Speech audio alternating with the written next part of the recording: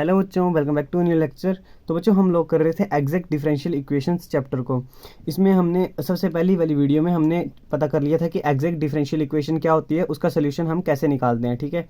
और second lecture जो मैंने अपलोड किया था उसमें मैंने आपको इंस्पेक्शन मेथड के बारे में बता दिया था कि हम उससे कैसे इंटीग्रेटिंग फैक्टर को डिटरमाइन कर सकते हैं। आज मैं आप लोगों को बताऊंगा rules for finding integrating factors.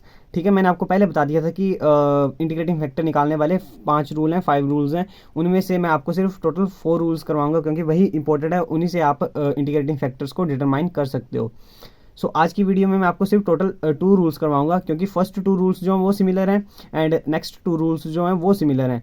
बस आपने चेक करना है कि कौन सा रूल कहाँ पे लगेगा, ठीक है। तो मैं आपको फर्स्ट रूल के बारे में बता देता हूँ। तो फर्स्ट रूल के अकॉर्डिंग क्या हो जाता है कि अगर आपके पास इक्वेशन दी हुई है m d x plus n d y is equal to 0 इस फॉर्म में, और अगर इस फॉर्म में दी हुई है और वो इक्वेशन एग्जैक्ट नहीं है तो आपने इंटीग्रेटिंग फैक्टर निकालना है। तो इंटीग्रेटिंग फैक्टर निकालने के लिए आप क्या चेक करोगे कि जो ये इक्वेशन है ना ये होमोजीनियस है या नहीं है।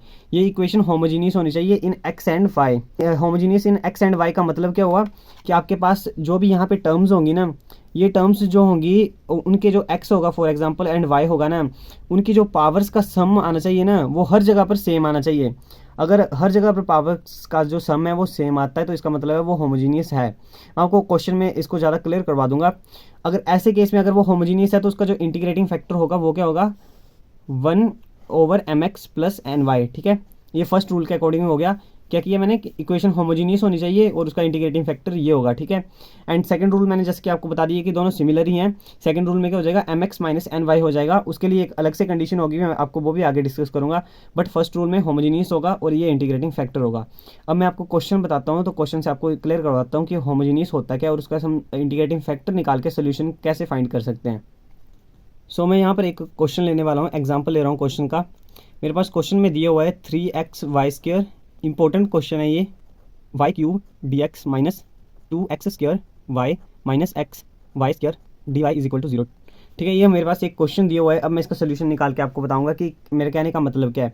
तो मैंने जैसे आपको बता दिया कि इक्वेशन जो होगी वो एग्जैक्ट नहीं होगी तो आपने चेक करना है कि वो होमोजीनियस है या नहीं है। मैंने आपको पहले बता दिया कि ये वाली जो इक्वेशन मैं लिख रहा हूँ ना ये एग्जैक्ट नहीं है, ठीक है, ये एग्जैक्ट नहीं है। अब मैं क्या चेक करूँगा कि ये होमोजीनियस है या नहीं है।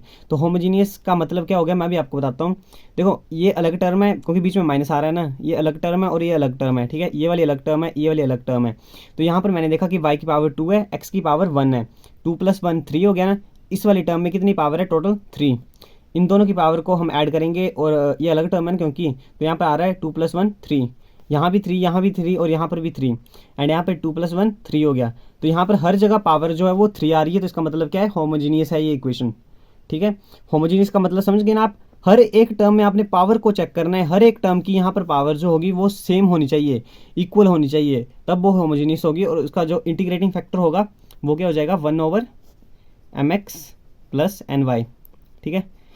तो सबसे पहले मैं क्या करूँगा, इसको m d x plus n d y के साथ कंपेयर करूँगा ना। तो मैं यहाँ पर यहीं कर देता हूँ, ठीक है। ये मैंने आपको इंटीग्रेटिंग फैक्टर बता दिया कि ये होगा इसका इंटीग्रेटिंग फैक्टर। मैंने इसको सबसे पहले कंपेयर किया m d x plus n d y इस फॉर्म के साथ is equal to 0 and m की वैल्यू मेरे पास क्या आ गई यहाँ से, 3x(y² minus y³ and n की वैल्यू क्या आ गई मेरे पास। देखो मैंने जब आपको ना फर्स्ट बार मतलब जो मैंने फर्स्ट लेक्चर अपलोड किया था मैंने आपको वहीं पे बोला था अगर बीच में माइनस का साइन होगा तो आप माइनस को भी साथ में लोगे n के टाइम, ठीक है। तो यहाँ पर आ जाएगा -2x² y एंड यहाँ पर माइनस माइनस प्लस बन जाएगा क्योंकि मल्टीप्लाई हो गया ना, अंदर चला गया। सो यहाँ पर आ जाएगा x(y²), ये प्लस का आ जाएगा, ठीक है। यहाँ पे अभी मेरे पास ये m की वैल्यू आ गई और ये n की वैल्यू आ गई। अब मैं इंटीग्रेटिंग फैक्टर निकालूंगा। क्या करूँगा, m में x को मल्टीप्लाई करूँगा 1/, यहाँ पर x को मल्टीप्लाई करूँगा तो यहाँ पर आ जाएगा 3x² y² minus xy³ and n में मैं y को मल्टीप्लाई करके ऐड कर दूंगा। तो यहाँ पर माइनस का साइन है तो यहाँ माइनस आ जाएगा, 2x² y² बन जाएगा प्लस xy³ बन जाएगा, ठीक है। ये आ जाएगा।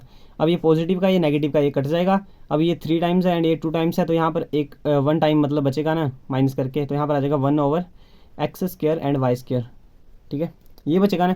तो इसका जो इंटीग्रेटिंग फैक्टर है वो ये आया है, ठीक है।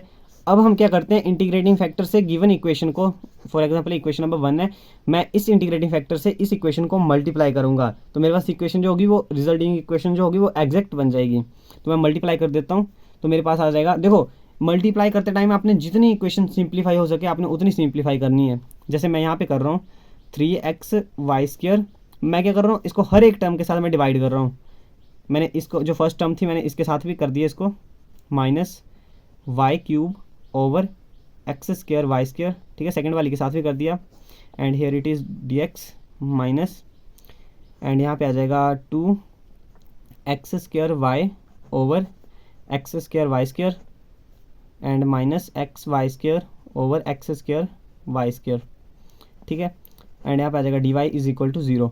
अब क्या करूँगा, अब मैं इसको काटूंगा ना, जो जो कट रहा होगा यहाँ पर ये और ये कट रहा है, ये और ये कट रहा है, ठीक है। साथ साथ में मैं लिख भी देता हूँ क्या क्या बच रहा है मेरे पास, 3/x माइनस इसके साथ ये कट जाएगी पावर, एंड यहाँ पर बचेगा y/x² dx, दिख रहा है ना आपको, माइनस, एंड यहाँ पे क्या बचेगा, देखो ये और ये कट जाएगा ना, इसके साथ ये कट जाएगा, 2/y बच रहा है ना, तो यहाँ पर आ जाएगा 2/y माइनस x के साथ ये कट गया, y² के साथ y² कट गया, 1/x dy = 0। सो मेरे पास ये बचा, ठीक है, सिंप्लीफाई करके। अब यहाँ पर आपने क्या करना है, अब मैंने आपको ना फर्स्ट वीडियो में मैंने बताया था कि इसका जो सोल्यूशन होगा ना, अब ये एग्जैक्ट बन चुकी है और इसका जो सोल्यूशन होगा वो दिया जाएगा mdx y as constant, integration of mdx y as constant plus term in n not containing x dy = c। तो ये इसका सोल्यूशन होगा, ठीक है। तो सोल्यूशन के लिए m की वैल्यू ये होगी और n की वैल्यू ये होगी। तो मैं अभी भरता हूँ यहाँ पे, आपको दिख रहा है क्या, तो अभी आप लोग देख सकते हैं m की वैल्यू ये है ना, तो मैं यहाँ पे भर रहा हूँ integration of y as constant ले रहे हैं हम, ठीक है ना। तो यहाँ पर आ जाएगा 3 को मैं बाहर ले लेता हूँ, 1/x यहाँ पर आ गया ना फर्स्ट टाइम में, एंड यहाँ पर मैं साथ में dx भी ले ही लेता हूँ, एंड यहाँ पर माइनस, अब इस y को मैं बाहर ले रहा हूँ क्योंकि ये जो y है वो कांस्टेंट है, यहाँ पर हम y एज कांस्टेंट लेके चल रहे हैं, तो y कांस्टेंट बाहर आ गया, 1/x² ले लेंगे हम, एंड यहाँ पर dx ले लेते हैं साथ में, and terminal note containing x, यहाँ पे x आ रहा है, इस वाली में नहीं आ रहा है, तो मैं ये वाली टर्म ले रहा हूँ। सो यहाँ पर आ जाएगा माइनस, यहाँ पर मैंने कांस्टेंट को बाहर ले लिया, integration of 1/y dy = c, ठीक है। अब आप सिंपली इसको इंटीग्रेट कर दोगे। इसमें देखो इंस्पेक्शन मेथड की तरह नहीं है कि आपने वहाँ पर इंटीग्रेटिंग फैक्टर लिया और उसका आपने एग्जैक्ट डिफरेंशियल बनाया, यहाँ पर सीधे आपने डायरेक्ट इसको सिंप्लीफाई करके आपने इंटीग्रेट करना है, ठीक है, जैसे जो सोल्यूशन में होता है mdx y एज कॉन्स्टेंट ऐसे करके, ठीक है। तो यहाँ पर मैं करूँगा अभी इसको सिंप्लीफाई, तो यहाँ पर आ जाएगा 3 एंड 1/x की इंटीग्रेशन क्या हो जाएगी, log of x plus plus आएगा, देखो 1/x² है ना, तो इसकी इंटीग्रेशन -1/x आ जाएगी, माइनस माइनस प्लस हो जाएगा, y/x आ जाएगा मेरे पास, एंड -2, एंड यहाँ पर 1/y क्या आ जाएगी, log of y = c, and this is our answer. So easy था ना डिफरेंशियल इक्वेशन का आंसर फाइंड करना बाय दिस रूल, ठीक है। सो इसी रूल से आप और भी क्वेश्चंस के आंसर निकाल सकते हो। मैं जल्दी से सेकंड रूल के बारे में डिस्कस कर लेता हूँ। अब सेकंड रूल के अकॉर्डिंग क्या हो जाता है, सेकंड रूल के अकॉर्डिंग हम जब इंटीग्रेटिंग फैक्टर निकालेंगे तो वो जो इक्वेशन दी हुई होगी वो कुछ इस फॉर्म में दी हुई होगी, ठीक है, f1 xy × y dx, मतलब ये फंक्शन f1 जो फंक्शन है xy का फंक्शन है, ठीक है, इसके साथ y मल्टीप्लाई हो रहा है dx के साथ, याद रखना है यहाँ पे, प्लस f2 सिमिलरली यहाँ पर भी ये फंक्शन होगा xy का और यहाँ पर x मल्टीप्लाई हो रहा होगा dy के साथ, दिस इज = 0, ठीक है।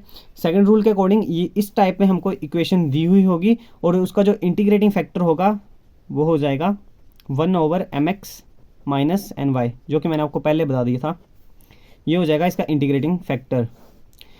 सो ठीक है, आपने फर्स्ट वाले में क्या किया, आपने होमोजीनियस चेक किया, सेकंड वाले में आपने चेक करना है कि वो इस फॉर्म में है या नहीं है। अब ये वाली फॉर्म कैसे हो जाएगी मैं आपको क्वेश्चन में बताता हूँ। तो अभी मैं एक क्वेश्चन का एग्जांपल लूँगा ना, उससे मैं आपको बताता हूँ कि ये वाली फॉर्म क्या होती है।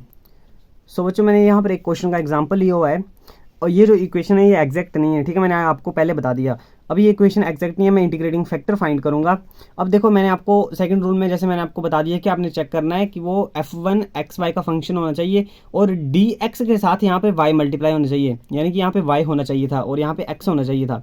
अब ये एक्स वाई का फंक्शन तो है ही ये, और ये भी एफ वाई का फंक्शन है, यहाँ पर वाई चाहिए और यहाँ पे एक्स चाहिए। तो हम क्या करेंगे कि यहाँ पर देखना हमने यहाँ पर कॉमन लिया जा सकता है दोनों टर्म से, और यहाँ पे वाई को कॉमन लिया एक्स को यहाँ पे कॉमन लिया जा सकता है दोनों टर्म से।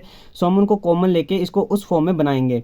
फॉर एग्जाम्पल मैं यहाँ पे बनाता हूँ इसको, यहाँ से मैंने वाई को कॉमन लेना है। सो यहाँ पर मैं लूँगा x y plus 2 x square y square and यहाँ पे आ जाएगा वाई डी एक्स प्लस यहाँ से मैं एक्स को कॉमन ले रहा हूँ x y minus x square y square and यहाँ पे एक्स को मैंने बाहर ले लिया d y is equal to 0।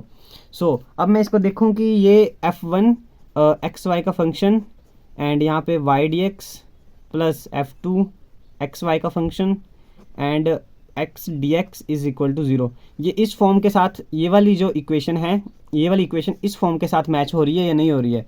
हो रही है ना। देखो फंक्शन है एक्स वाई का और यहाँ पे वाई आ रहा है, डी एक्स भी है, f2 एक्स वाई का फंक्शन है एंड एक्स यहाँ पे आ रहा है यहाँ पे डी वाई होगा, सॉरी यहाँ पे डी वाई होगा, d y is equal to 0। So इस फॉर्म के साथ ये मैच कर रही है। अब इसका इंटीग्रेटिंग फैक्टर क्या होगा? सो अभी इसका इंटीग्रेटिंग फैक्टर हो जाएगा 1/mx माइनस एन वाई। ठीक है, मैंने इसको इस इक्वेशन के तरह बनाया और फिर मैंने इसका इंटीग्रेटिंग फैक्टर ये बता दिया। ठीक है, तो अभी मैं यहाँ पर सबसे पहले m की वैल्यू को और n की वैल्यू को डिटरमाइन करता हूँ ना। सो मैंने इसको इक्वेशन नंबर 1 मान लिया और इसको इक्वेशन नंबर 2 मान लिया। अब देखो मैंने इसी को सिंप्लीफाई करके ये लिखा था ना, तो मैं इस वाली इक्वेशन को m d x plus n d y के साथ कंपेयर करता हूँ ना। ठीक है, इक्वेशन नंबर फर्स्ट को मैंने m d x plus n d y is equal to 0 इसके साथ कंपेयर किया। m की वैल्यू मेरे पास आई x y square plus 2 x square and y cube and n की वैल्यू मेरे पास आ गई x square y minus x cube y square. Okay, अब हम क्या करेंगे, इंटीग्रेटिंग फैक्टर निकालने के लिए ना 1/m को हम m के साथ हम x को मल्टीप्लाई करेंगे।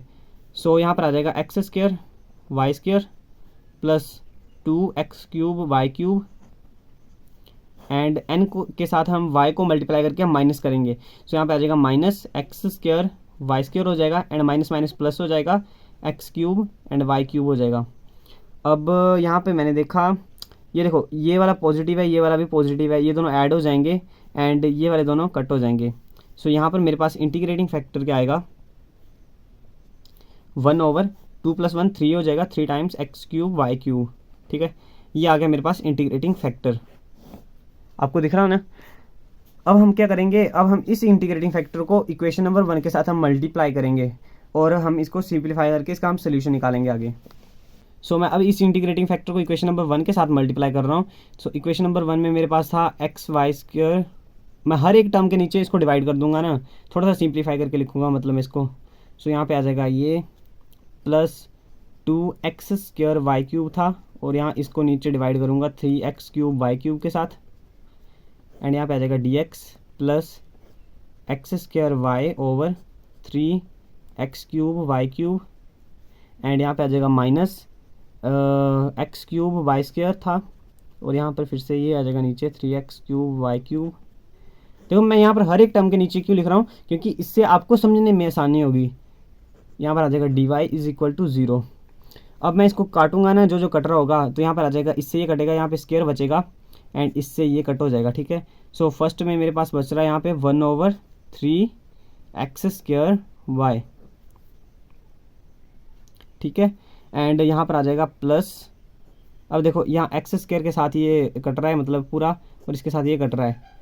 सो यहाँ पर मेरे पास आ जाएगा 2 देखो एक्स स्क्वायर के साथ ये क्यूब पूरा कट गया ना, वाई क्यूब के साथ ये पूरा का पूरा कट गया। सो यहाँ पर मेरे पास आ जाएगा 2/3 x and D x plus, अब यहाँ पे क्या कट रहा है, एक्स स्क्वायर के साथ ये क्यूब पूरा कट जाएगा, इस वाई के साथ ये कटेगा, स्क्वायर बचेगा एंड यहाँ पे आ जाएगा 1/3 एक्स स्क्वायर वाई। काटते टाइम गलती मत करना, ओ सॉरी यहाँ पर एक्स वाई स्क्वायर था, देखो एक्स वाई स्क्वायर था एंड माइनस एक्स क्यूब के साथ एक्स क्यूब कट जाएगा, वाई स्क्वायर के साथ ये क्यूब कट जाएगा, यहाँ पर बचेगा 1/3 y and d y is equal to 0। अब हम आगे इसका सोल्यूशन फाइंड करेंगे ना। सो अब मैं इसको क्या करूँगा, इंटीग्रेट करूँगा। मैं यहाँ पर लिख नहीं रहा हूँ अभी, वही करेंगे हम, integration of m d x y as constant plus term in and not containing x d y is equal to c. So यहाँ पर m की वैल्यू ये है, मैं इसको इंटीग्रेट कर रहा हूँ, वाई एज कॉन्स्टेंट लेके चल रहा हूँ ना। सो यहाँ पर मैं क्या करता हूँ कि दोनों से देखो, यहाँ पर 1/3 आ रहा है, यहाँ पर 1/3 आ रहा है। सो मैं यहाँ पर 1/3 को कॉमन ले लेता हूँ बाहर, 1/3 को मैंने बाहर लिया and integration of 1/x square y हो जाएगा प्लस यहाँ पर 2 ले लेता हूँ मैं यहाँ पे एंड यहाँ देखो इसके साथ dx भी होगा ना एंड 2 यहाँ पर आ जाएगा 1/x dx। ठीक है, एंड यहाँ पे आ जाएगा प्लस, यहाँ पर भी 1/3 जो कॉम, अच्छा इसको मैं पूरा का पूरा बाहर ले लेता हूँ क्योंकि यहाँ पर 1/3 आ रहा है ना, मैंने 1/3 यहीं पे ले लिया अभी ये। अब यहाँ पर मेरे पास आ जाएगा 1/, अब देखो सॉरी यहाँ पर आएगा टर्मिनल नोट कंटेनिंग एक्स, यहाँ पे एक्स आ रहा है, यहाँ पर नहीं आ रहा है एक्स, तो यहाँ पर मैं ये वाली टर्म को चूज़ करूँगा, तो ये वाला आ जाएगा -1/3 को मैंने यहाँ पे ले लिया, एंड यहाँ पे आ जाएगा 1/y है ना। सो यहाँ पर मैं लिख देता हूँ first time 1/y dy is equal to c. अब मैं इसको इंटीग्रेट करूँगा और मेरे पास इसका सोल्यूशन आ जाएगा। अब क्या करूँगा 1/3 आ जाएगा यहाँ पे। अब देखो वाई एस कॉन्स्टेंट लेके चल रहे हैं हम, वाई एस कॉन्स्टेंट लिए तो 1/y जो होगा वो बाहर आ जाएगा, एंड एक्स स्क्वायर की इंटीग्रेशन क्या हो जाएगी 1/x स्क्वायर की -1/x, ठीक है ना। तो यहाँ पर आ जाएगा ये, और यहाँ पर माइनस का साइन आ जाएगा, एंड यहाँ पर आ जाएगा +2 log ऑफ x हो जाएगा 1/x की इंटीग्रेशन, ठीक है ना, and minus log of y हो जाएगा इज इक्वल टू सी। अब देखो मैं क्या कर सकता हूँ ना, ये जो कांस्टेंट है ना ये पूरा का पूरा इन दोनों टर्म के साथ मल्टीप्लाई हो रहा है, ये 1/3। अब ये 1/3 दोनों टर्म्स के साथ मल्टीप्लाई हो रहा है, तो इस वाले को मैं यहाँ पे ले जा सकता हूँ, और ये कांस्टेंट ही है ना कोई, तो यहाँ पर मैं कोई और कांस्टेंट ले सकता हूँ। सो मतलब यहाँ 3 यहाँ जाएगा तो ये 3c बन जाएगा ना। अब इस 3c को मैं कैपिटल C लिख सकता हूँ, ठीक है। तो यहाँ पर मैं इसको कट करके कैपिटल C लिख देता हूँ, ठीक है, ये कैपिटल C बन जाएगा। तो यही मेरे पास इसका सोल्यूशन आ जाएगा, ठीक है। सिंपलीफाई मैं थोड़ा सा और कर देता हूँ, 1/xy माइनस का आ जाएगा ये, एंड देखो ये 2 log x है, हम बोलते हैं ना m log n क्या हो जाता है log n raised power m। सो इस 2 को मैं पावर में लिख देता हूँ log of x square and minus log of y is equal to c। अब देखो यहाँ पे log m minus log n का फॉर्मूला लग रहा है यहाँ पे, तो यहाँ पर इसको मैं क्या लिख सकता हूँ log m अपॉन n। सो यहाँ पर मेरे पास और सिंप्लीफाई करने पर आ जाएगा plus log of m upon n that is x square over by, ठीक है।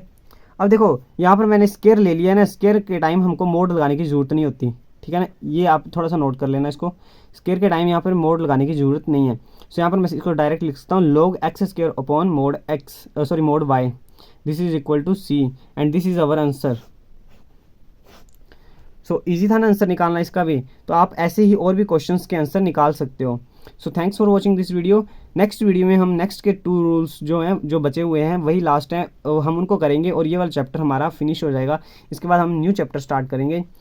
Once again thanks for watching this video, मिलते हैं नेक्स्ट लेक्चर में।